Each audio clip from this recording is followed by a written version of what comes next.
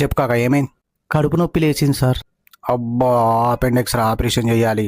ఎంత ఖర్చు అవుతుంది సార్? 20,000. 10,000 కాదా సార్? అవుతుంది ఆపరేషన్ చేసి అట్లనే ఇడిచబెడతాం. కుట్లు నువ్వే వేసుకో ఇంటికి పోయి. Sorry sir. చెప్పు కాక ఏమైంది? కడుపు నొప్పి లేచింది సార్. అబ్బా! అపెండిక్స్ ఆపరేషన్ చేయాలి. ఎంత ఖర్చు అవుతుంది సార్? 20,000. 10,000 కాదా సార్?